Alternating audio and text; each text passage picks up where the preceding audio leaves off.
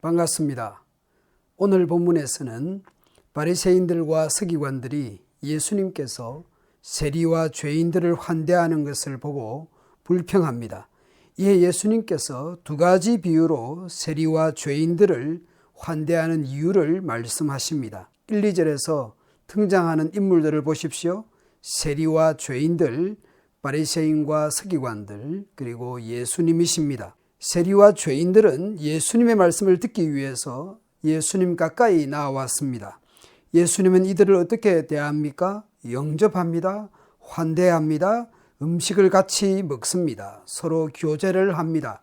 그러나 바리새인들과 서기관들의 반응이 있습니다. 수군거립니다. 1, 2절을 현대어 성경은 이렇게 번역을 하고 있습니다. 부정직한 세리들과 소문난 죄인들이 가끔 예수의 설교를 들으려고 왔다. 그러면 예수께서는 이런 멸시받는 사람들과 어울려 함께 식사를 하시곤 하였다. 바리새파 사람들과 율법학자들이 이 일을 두고 빈정거렸다. 바리새인들과 서기관들은 왜 수군거리고 불평하고 빈정거릴까요? 이스라엘 공동체가 이 세리와 죄인들 때문에 부정하게 된다고 생각하는 것일까요? 예수님은 두 가지 비유로 말씀합니다. 왜 세리와 죄인들을 영접하고 환대하는지 그 이유를 두 가지 비유로 말씀합니다. 첫째는 잃어버린 양을 찾은 목자에 대한 이야기입니다. 4절부터 6절까지는 비유이고 7절은 결론 혹은 적용이라고 할 수 있습니다. 목자가 100마리 양을 돌보는 중에 한 마리 양이 무리를 이탈했습니다. 그대로 두면 홀로 살아남기 어려운 상황입니다. 그래서 99마리는 들판에 두고 한 마리 양을 찾으러 나가서 목자가 열심히 찾았습니다. 그 잃어버린 양을 찾아와서 기뻐했습니다. 그리고 그 기쁨을 이웃과 친구들과 함께 나눈다는 비유입니다. 예수님은 세리와 죄인들을 잃어버린 양으로 간주하고 불쌍히 여기시는데 바리새인들과 서기관들은 부정하게 생각하고 멀리했습니다. 13장 14장에서 안식일날 회당에서 있었던 사건을 생각해 보십시오.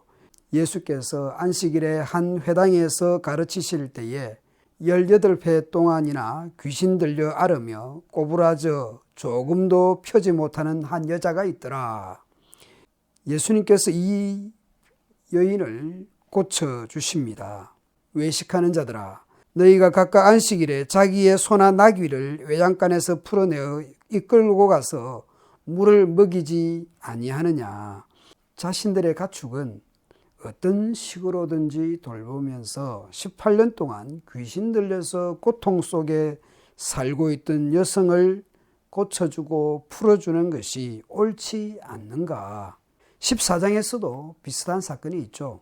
예수님께서 서기관들과 바리새인들에게 묻습니다. 안식일에 병 고쳐주는 것이 합당하냐 아니하냐.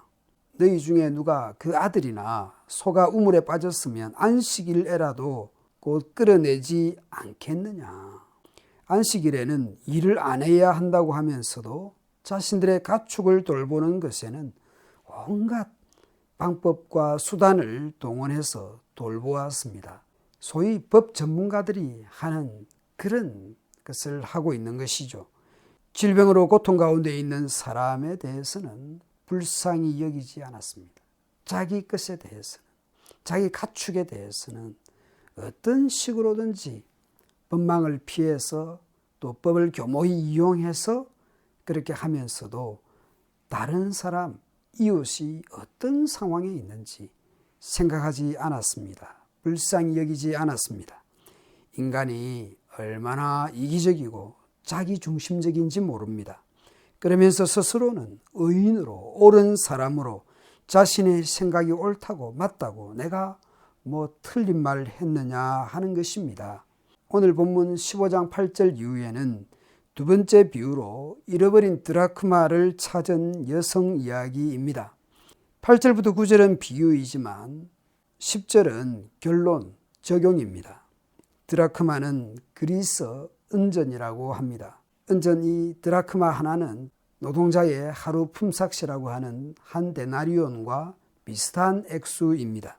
10개 중 1개를 잃어버렸는데 등불을 켜고 집을 쓸며 찾아내기까지 부지런히 찾았는데 찾은 후에 기뻐하고 또 친구들과 이웃들을 초대해서 그 기쁨을 함께 나누었다라는 것입니다.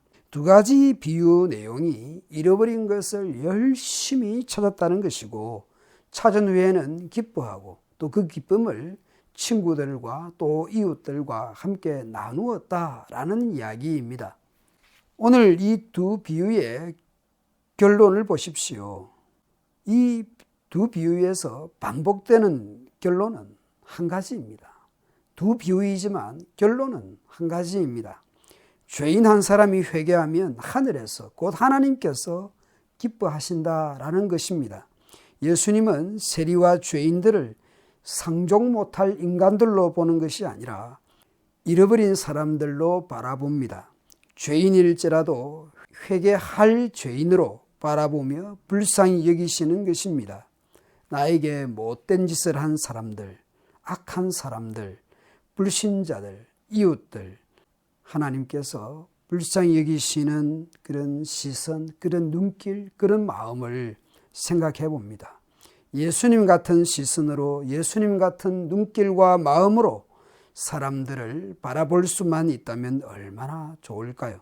잃어버린 양을 찾은 목자도, 한 드라크마 찾은 여인도 친구들과 또 이웃들을 초대해서 기쁨을 나눕니다.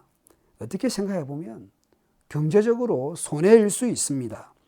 원래 내 것이잖아요. 원래 내 것 잃었다가 찾았다고 해서 재산이 더 늘어나는 것도 아닙니다. 쉽게 말하면 본전하는 거죠. 그런데 그 찾았다고 그 이웃들을, 친구들을 초대해서 그 기쁨을 나누고 있는 것이죠. 돈을 기준으로 삼지 않습니다. 돈이나 경제를 기준이나 원칙으로 또 잣대로 세우지 않습니다. 한 사람 회개하면 하늘이 곧 하나님께서 기뻐하십니다.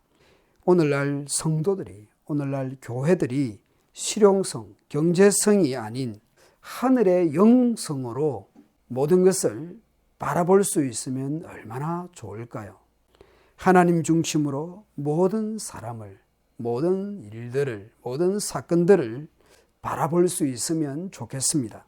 하나님께서 기뻐하실 그런 태도와 모습과 그런 기준과 그런 원칙과 말과 행동으로 살아가면 좋겠습니다.